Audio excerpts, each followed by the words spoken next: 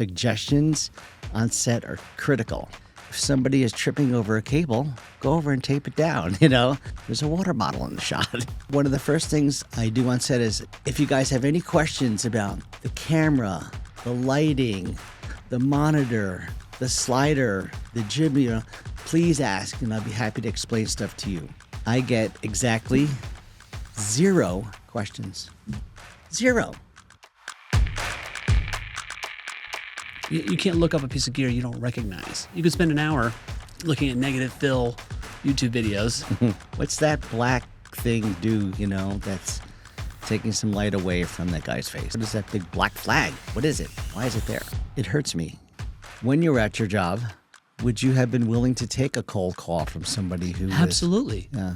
Because that would have become a bench of talent if we had contractors, vendors, and full-time employees. Yeah. How many cold calls and emails I got saying, hey, I'm in town, I'm a media person. Looks like you run a media department. Yeah. In a couple of years? Yeah. 0. 0. Some job will get posted and I get 300 emails. By the time something is on the internet, it is garbage.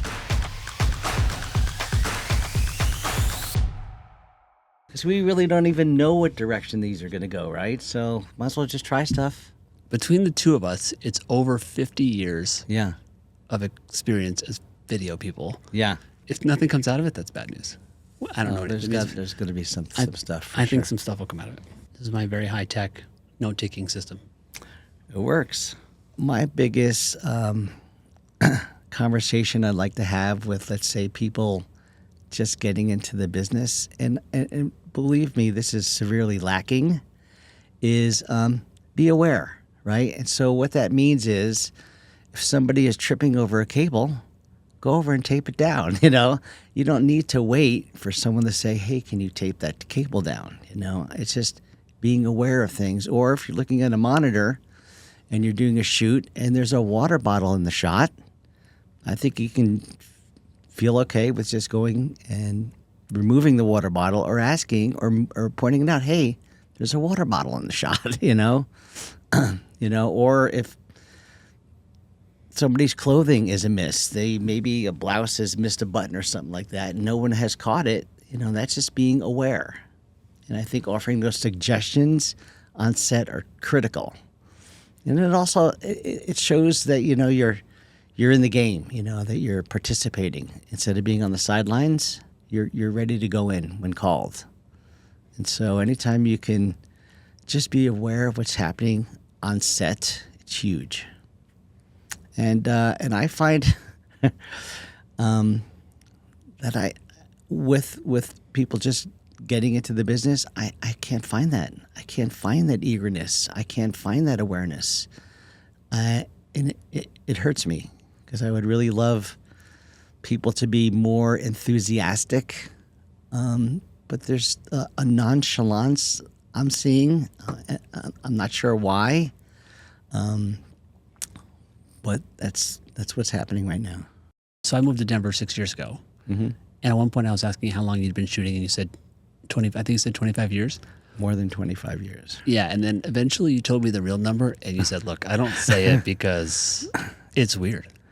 Well, it definitely reveals my true age, and I don't know if I'm okay with that. 25 plus works. Yeah. Because, I think at 25 plus, you're in the rare air of the top 1%. Yeah. I think it's showing that you've got longevity, but you're not at the end, which is why I just try not to use the real number of how many years I've been in the business. Maybe, Yeah. one time in one of these shoots down the line, we reveal that, and that Yeah. could be that could be fun, Maybe that's the reveal of 2024.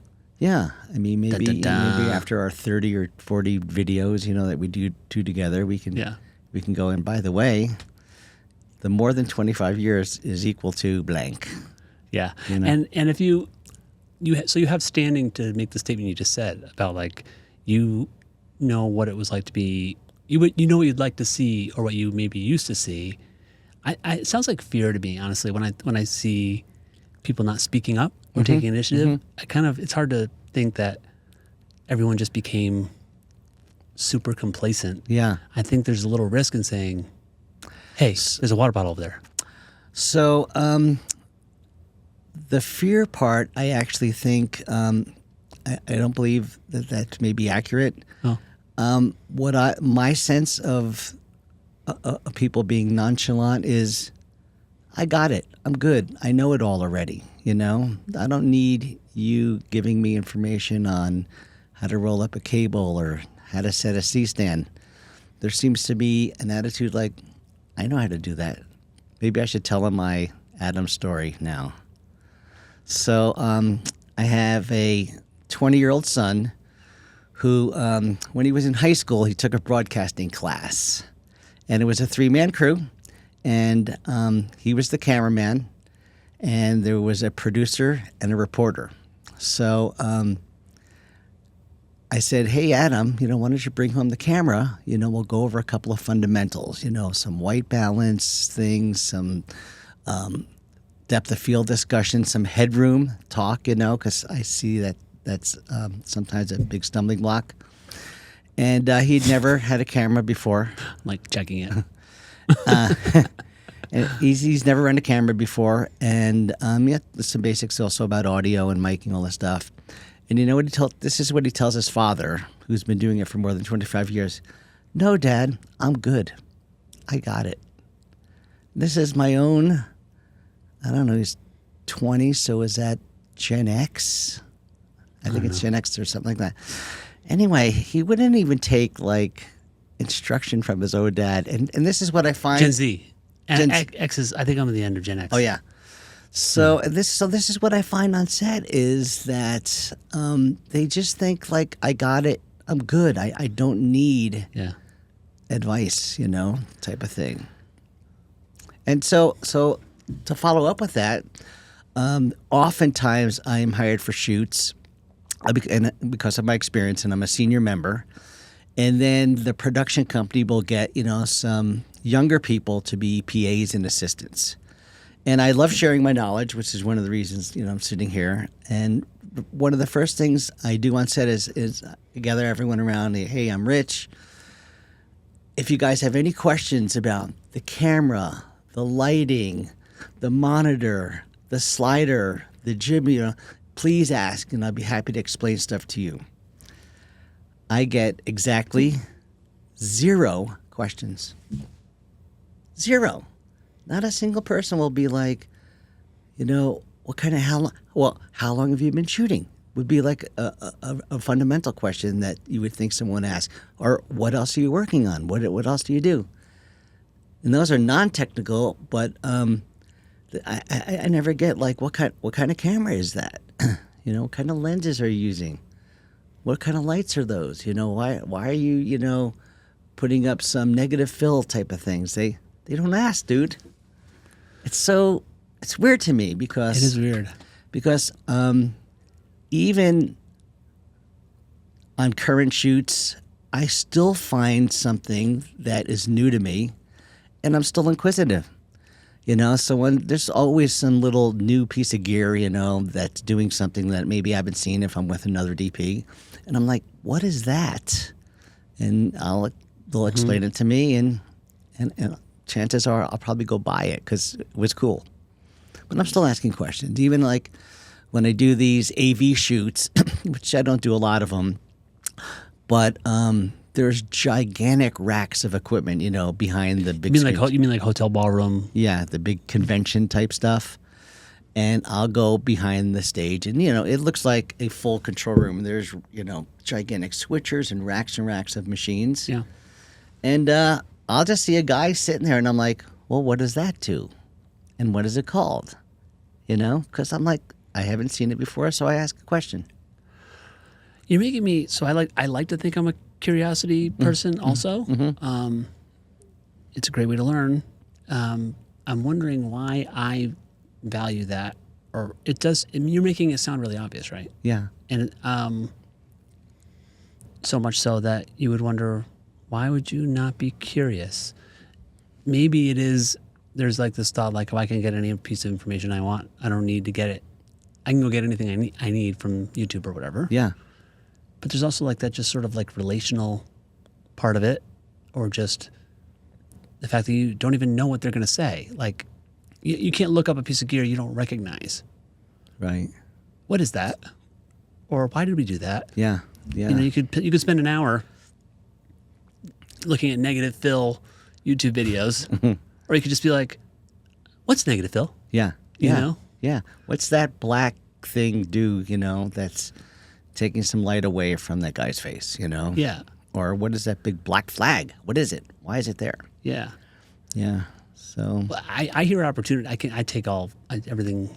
One of my biases is just turning everything into an asset. You know, to all the less than 35, the under 35 crowd.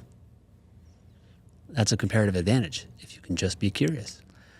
I think it's an advantage in life if you could be curious. I mean, even on the street, if you see something that you have a Yeah. question about, why not ask? And maybe that's my personality. Is it's just well, it's not only to ask the question, but I also kind of like to just engage in general. I just like to talk with other people, and so it opens the door. My sister's a college professor, and she had a student who is interested in media work, and he reached out to me. We've been in touch a little bit, and he sent some. He's got like a really low end Sony camera, and he's just dabbling, but he keeps sending me this stuff like, "Hey, look, I tried to make a Tostitos ad. Hey, look at this YoPlay. Hey, look at this. I went and shot some live music," and it's just like, I have ambient room noise, and I don't know how to record anything, Yeah. But he's like, it's Friday night, and he's Yeah. peppering me with all this stuff, right? Yeah. I'm looking at his work, and picture like a Tostitos jar where half of it's black, like it's a cop show, crime drama, Yeah. right? Yeah. And he's broadcasting his work on the internet and stuff. Is that from lack of skill? Is that what you're talking? He's 20 something, but Yeah. but the point is, he has the curiosity. He's trying stuff. He's blasting it out. He's Yeah. asking for people's feedback. Yeah. I'm looking at his stuff, and I was like, I bet a lot of people think this guy sucks, because he does suck. Yeah. But he has the real secret ingredient, Yeah. which is the growth mindset, the Yeah. ability to ask questions. And I'm sure he will be. Yeah. Yeah. So I was like, when you come to Denver, here's my gear list. Like, let's hang out. Like, I want to. Yeah. I'm like, that's who I want to hang out with, not people who make beautiful imagery. Yeah. Yeah. Well, just asking for feedback is so huge, right? Yeah. Because that's the learning process, and it's not only what I did wrong, right? You want to sometimes hear what looks good, what he did well, right? Yeah, of course. You want to hear both sides, like Yes, of course. yeah, so Of course. Yeah, and yeah, of course. yeah, But the thing he was really doing well is the stuff you were just talking about, yeah, which is comparatively rare. yeah, it is just Yeah. just getting out there. I call it swinging the bat, right? You can't get a hit unless you swing the bat, right? So There's so many layers to this, because like inside the media professional marketplace too, like if the vast majority of work is referred, it's largely about relationships. It's about getting in front of leads that haven't happened yet. yeah, Right. yeah, I was I don't want to give any details, but I was a people leader of 12 people at a Fortune 500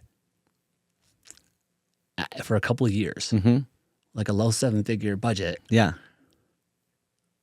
How many cold calls and emails I got saying, "Hey, I'm in town. I'm a media person. Looks like you run a media department." yeah, In a couple of years, yeah. 0. 0. Some job will get posted, and I get 300 emails. Interesting. I was like, no one understood that, like, if you'd had coffee with me first, you would have been Yeah. the number one person I know. Wow, that would have went a long way. Yeah. Just the reaching out, right? Just establishing some sort of connection right Yeah. off the top. And then the other day I got one. I actually got one after I had left the job, but this guy remembered me from something, and he reached out. We're talking about marketing. So he's like, I'm kind of looking for a new job. Can you help me? Give me some whatever. Yeah. I kind of prepared for this call. First of all, I canceled and rebought. I was like, okay. Second call, I was like, okay, let's give it again. I gave him, blasted him with as much information as I could give him. Yeah. And then he said, hey, can you just give me jobs, basically? And I was like, okay, I'm going to give him the benefit of the doubt and be like, well, so-and-so, if you could at least tell me, since we've never worked together and you're showing me a portfolio, if I were to talk about you, Yeah. what would I say is special about you? And he didn't know. Yeah. And I said, okay, well, if you get back to me with what is special about you, Yeah. I may be able to tell people that I know what you offer. Good point. Guess Yeah. what happened? Silence. He never called me back. Wow. No call. Interesting.